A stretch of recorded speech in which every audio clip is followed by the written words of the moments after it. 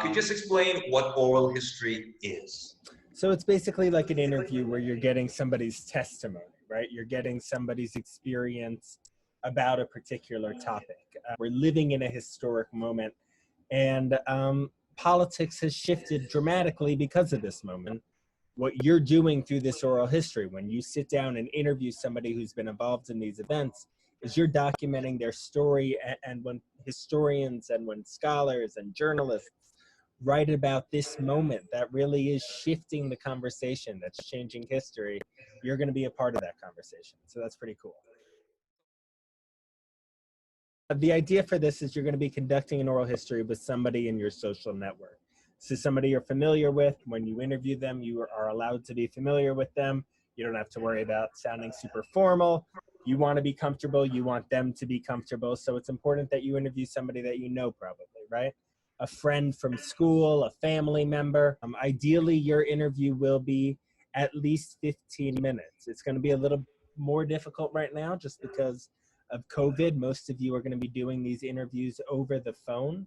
But after we get through this, I believe that all of you can probably achieve that 15-minute mark.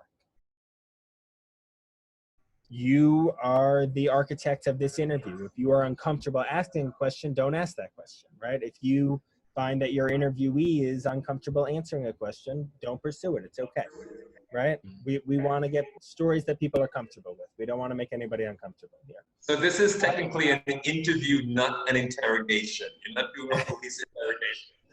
If your interviewee is more comfortable conducting the interview in Spanish, then conduct it in Spanish. We want the best stories out of this person. So if it's another language, that's cool. I only speak Spanish. I don't speak some other language that maybe are spoken in your household, but that's fine.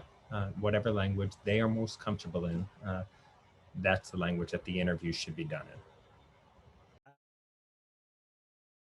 in. Again, this is going to be part of a collection that we're starting at Gutman. You can click on this link right here, and it'll sort of show you what we've created so far, which is very small, but right now we have a massive grant to expand this to about 100 oral histories. And so you're going to be a part of a really cool collection that documents the experiences of the community surrounding the college in historic times. All right, so now you see online, this is the Gutman Oral History Collection. We could click and listen to interviews. Okay, Sylvia, how old are you? You're going to be a part of this collection that we're building. And then when you click also, you could read a transcript. This makes it accessible to everybody. This is where your oral history will be stored. Your interview will be stored. And this collection is going to expand massively, like I said, in the next few months. All right, so before the interview, make sure that you figure out how you're going to record the interview. If this is just on your phone and this is a family member who lives in your household, COVID makes things complicated. There are apps on both iPhones and Androids that allow you to record very easily. If it's over the phone that you're going to be doing this interview, what most people have done is either take two phones and do the interview on speaker and record it on the second phone, or there are many apps that you could download. Some of them cost a few dollars. I don't want you guys to spend any money on this. If you can find a free app that allows you to record calls, you can do that as well. You could also set up the interview as a Zoom call and record the Zoom call like I'm doing right now. That's another way to do this. And then that's actually cooler in some ways because we get the visuals. 21st century. 25, I know, it's a crazy new world out there, Gary. It's important that you practice recording. You want to make sure whatever strategy you use works, right? And while the interview is going on, you want to make sure that it's actually recording. You don't want to waste your time having done it and then telling somebody, thank you for sharing all your deepest, darkest secrets with me. We have to do it again because I messed up the recording. That's not what you want to happen, you know? We really need them to know what they're getting into, right? They need to know this isn't just a conversation that is going to be shared between 30 people in a classroom or me and Professor Graves. This is a conversation that is going to inform future generations about what was going on. And if they're not comfortable with that, then they shouldn't be interviewed, right? Yeah, this is going to be archived so that somebody 50 years from now or 100 years from now or tomorrow. will be able to, or tomorrow. During the interview, as soon as the interview starts and as soon as you start recording, make sure that they know that you're recording the call. You tell them over the recording, by the way, I'm recording this call. You're cool with that. And then at the beginning of the conversation, I want you to go over the consent form. This oral history project is being conducted by blank, the interviewer, a student at Gutman Community College, City University of New York. By signing the form below, you, the interviewee, have granted permission for the audio recordings, transcripts, notes, video, and photographs resulting from this interview to be gifted to a collection at City University of New York without restriction. If you, the interviewee, have granted permission to do so, the interview may become a part of an archive, and the interviews will be made available for use consistent with City University of New York's mission, regulated according to any restrictions placed on their use by you, the interviewee, and or the interviewer. So this could be somebody wants maybe not to use their name and a pseudonym. And if they do this, then throughout the interview, you would use their pseudonym or a fake name instead of their name. This may mean that somebody is comfortable with the transcript being donated, but maybe not so comfortable with the audio recording because they say something and they're using a pseudonym. If that's the case, just write it down. Make our lives easier, make your life easier. This data may be used by undergraduates, researchers, and authors in publications and presentations that aim to explain modern life in New York City to present and future generations. So currently, with some undergrads at Gutman, we are writing a book about some of these oral histories. We want to tell sort of a counter narrative to stories of New York that often center wealthy white men.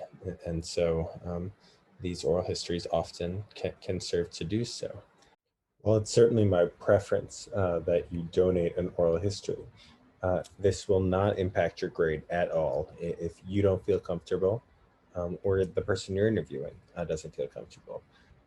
We do want to expand this collection. We do think your work is valuable, both in the sense of documenting a story that may not have been told about New York City, and also talking about the significance of this work. Is it useful for people your age to be documenting their own stories as history?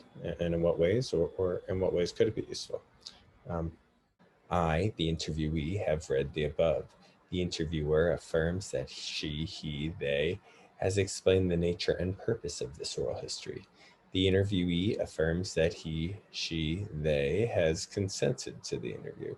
The interviewer and interviewee hereby give, grant, and assign all rights, title, and interests, including copyright, of whatever kind from this information and interview to Gutman Community College, City University of New York, with the following restrictions. Again, this is where you put any restrictions that may exist. So I want you to read this at the start of your interview, just so everybody is clear about what is going to be talked about. It's important that we hear the oral consent in addition to the signed consent, which you do below. Some people might not be so interested in having this released right away, but maybe a few years down the line.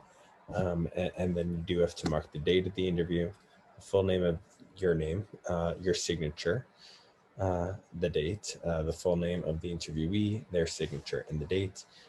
Please do not fake signatures. This is very obvious, and you will lose points for this, and your interview will be disqualified from being submitted to the archive.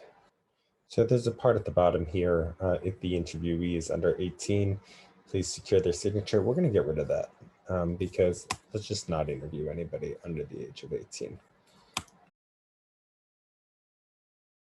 During the interview, it's important not to be judgmental of their responses. If they say something that you don't agree with necessarily, you don't be like, what did you say? I can't believe that. Because what's going to happen if they do that, Gary? Interview's over. The interview's over. They're going to shut down, right? And there's going to be an argument. It's just, that's not what we're looking for here. We want their truth, right? Yeah. If they're talking about an experience with police officers and you have very strong opinions about police officers, you don't have to announce to them, you know, these are my really strong opinions about police officers, because then they're going to start telling the story in a way to make sure that you're happy. And be casual. You know this person, right? You don't have to be stiff. You don't have to like be very formal, use words that you never used before. Talk to them like you normally talk to them. If you curse, it is not a big deal. That's a way to get people to open up. You want them to be able to give the fullest version of their truth. During the interview, give cues that you're listening, that you're not just, tuning out, right? Especially if this is over the phone, you got to tell people that you're still interested. Little sounds over the phone like or sure, or things like that give the indication that you're listening. That's helpful. Another thing that's really useful is if you have good follow-up questions. If you're asking them about what they're saying, then they know that you're listening.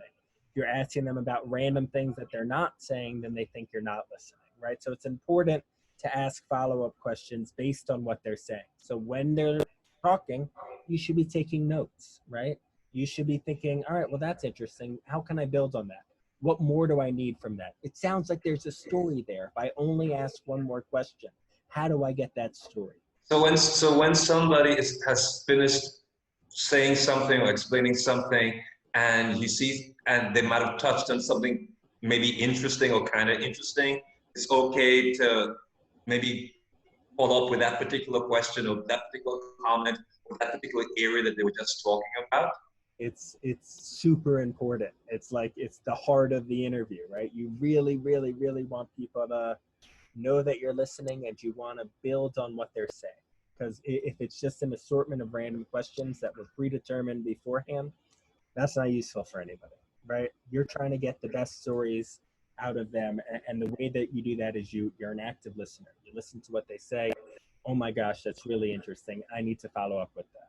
Doesn't mean you interrupt them, right? You don't interrupt them. That's why you write it down right next to you. But you listen to what they're saying, and from what they're saying, you're coming up with new questions, new avenues to sort of question them on. It's okay to go off on a tangent. If the tangent is totally irrelevant to what you're trying to get at, if they start talking about their favorite ice cream flavors, let them talk, whatever, and then you redirect it back to what are we talking about, right? But if they're saying, and like I've had a history of bad encounters with the cops, and then they go on talking and talking, you go back to, could you talk to me a little bit about that history of bad encounters with the cops? I'd like some more details there. I really want to understand it.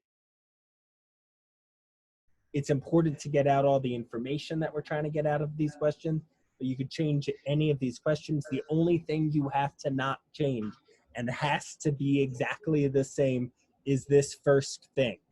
My name is Samuel Feinsary, and today I am interviewing Gary Graves in the computer. I'm in New Jersey. He's in his home in Brooklyn, New York, the center of the universe. I've heard of it. Today's date is Sunday, July 5th, 2020. Professor Graves, do you give me permission to record and distribute this oral history? And this information is useful. If anybody's uncomfortable giving any of this information, they don't have to. All right. The point is that when people in 200 years are trying to document this history, it's nice for them to sort of have some qualifiers to understand whom we're talking about. It's not necessary though. The story is what's important. All right. You could ask where they're from, right?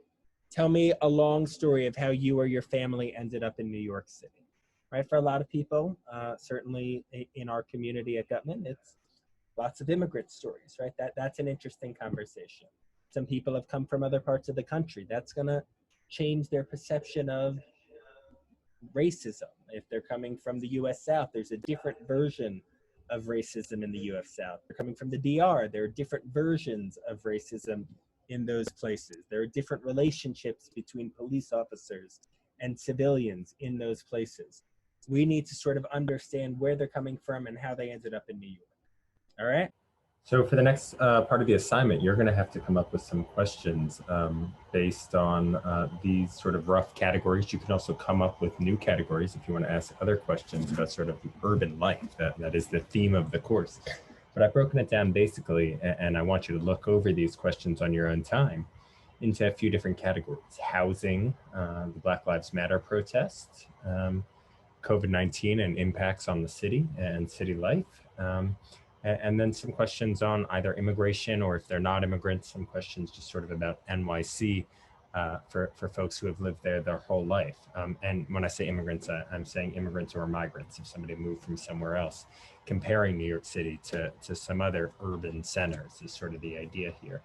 So I want you to look through these questions and come up with 5 of your own. This is sort of what we're going to end up doing for the oral history project. It's going to lean a lot on your expertise, your experiences, and the questions that you all come up with. Now, again, I've come up with these basic categories: introduction, housing, Black Lives Matter protests, COVID, immigration. Y'all can expand that. We can leave it at that. You can build from the collection that I already have, but you are gonna add questions that you find interesting, that you would want answered. And we're gonna make this really your project as opposed to my project.